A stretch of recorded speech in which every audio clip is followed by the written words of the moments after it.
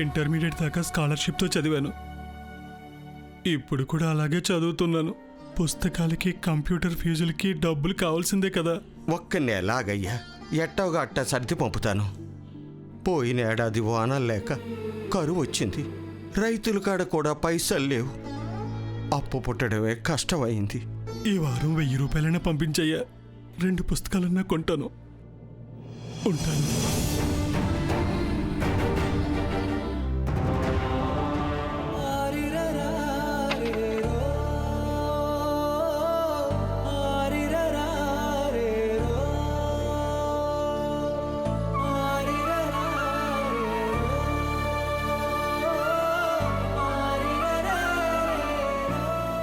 సుబ్బయ్య,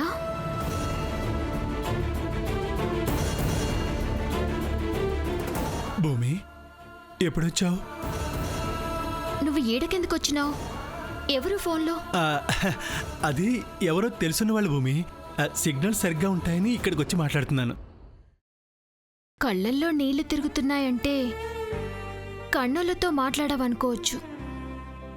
జన్మనిచ్చినోళ్ళను ఎవరో తెలిసినోళ్ళని ఎట్టా సిబ్బబుద్ధైంది నీకు? తప్పు సుబ్బయ్య. నా కష్టం ఎవరికీ తెలియకూడదని అలా చెప్పాను. బట్టలు కొనుక్కోపోయినా పర్వాలేదు, కానీ పుస్తకాలైతే కొనుక్కోవాలి కదా. మా అయ్యేమో చెప్పులు కుడుతుంటాడు. ఇప్పుడు పల్లెటూళ్ళల్లో కూడా రెడీమేడ్ చెప్పులే కొనేస్తున్నారు. ఇంకా మా నాన్నకి గిరాకీ ఉంటుంది. నువ్వు కూడా ఏదైనా పని చేస్తూ చదువుకోవచ్చు కదా. పని చేస్తున్నాను భూమి.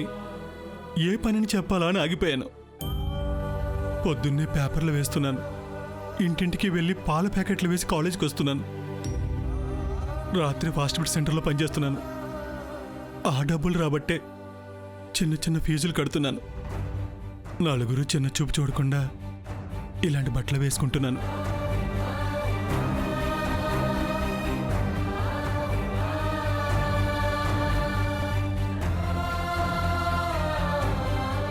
స్కాలర్షిప్ లేకపోతే నాలాంటి వాడు చదువుడు, చచ్చిపోతాడు. అట్ట మాట్లాడకు సుబ్బు. మనం పేదోళ్ళమే అయినా చదువుకునే అవకాశం వచ్చింది. మన తోటోళ్ళు ఎంతమంది కోలికి పోతే చదువు అనుకోలేదు చెప్పు. నెలకు 10 ఏళ్ళు వస్తాయేమో, కానీ ఎన్నెళ్ళు చేస్తారు? 10 ఏళ్ళు చేస్తే ఇంకా సైత కాదు. అందుకే బాగా చదువుకొని ఉద్యోగం సంపాదించామనుకో, పానం పోయేదాకా జీతం వస్తానే ఉంటుంది. అలా చదవాలని నాకు ఉంది భూమి, కానీ నేను చదువుకోవడానికే బుక్స్ లేవు. కొందామంటే డబ్బులు లేవు. చెప్పులు కుట్టే మా అయ్య అప్పు కోసం చెప్పులు అడిగేలా తిరుగుతూనే ఉన్నాడు.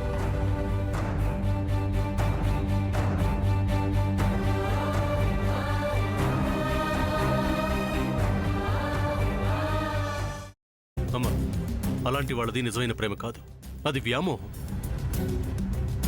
ఎగ్జాక్ట్లీ చిన్నత్త. నిజంగా ప్రేమించుకున్న వాళ్ళు అలా చేయరు. ఎంత మనసు విరిగిపోతే కన్న కూతుర్ని పట్టుకొని మా దృష్టిలో చచ్చిపోయా ఉంటుందా తల్లి? అది సరే అమ్మా, తన కూతురుతో తన మాట అనేటప్పుడు ఆమె మాటల్లో వ్యథ, కళ్ళల్లో బాధ గమనించావమ్మా? పెద్దబాబుకు బర్త్డే విషెస్ చెప్పు కూడా వెళ్ళాం కదా. ఊరికే ఎలా కాలిపోతుంది? మంట పెడితేనో పడితేనో తగలబడుతుంది.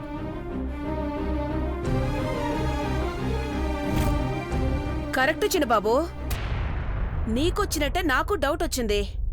పార్వతే షర్టును తగలబెట్టిందనుకుంటా.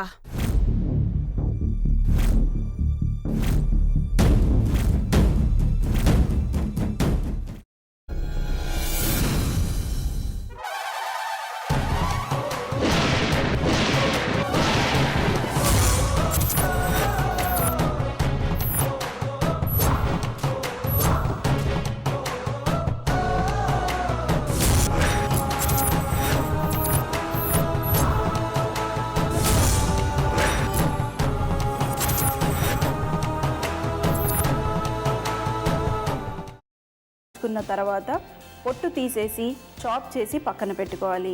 ఒక ప్యాన్లో కొద్దిగా నూనె వేడి చేసి అందులో ఆవాలు, మినప్పప్పు, శనగపప్పు, కరివేపాకు, సన్నగా తరిగి పెట్టుకున్న ఉల్లిపాయలు వేసుకుని 1 నిమిషం పాటు వేయించుకోవాలి. ఆ తర్వాత కాల్చి కట్ చేసి పెట్టుకున్న వంకాయని కూడా అందులో వేసుకుని బాగా మిక్స్ చేసి బౌల్లోకి ట్రాన్స్ఫర్ చేసుకుని అందులో తగినంత చిక్కటి పెరుగు లేదా పల్చటి పెరుగు వేసుకుని మిక్స్ చేసి అన్నంతో కానివ్వండి, చపాతీతో కానివ్వండి సర్వ్ చేసినా చాలా బాగుంటుంది.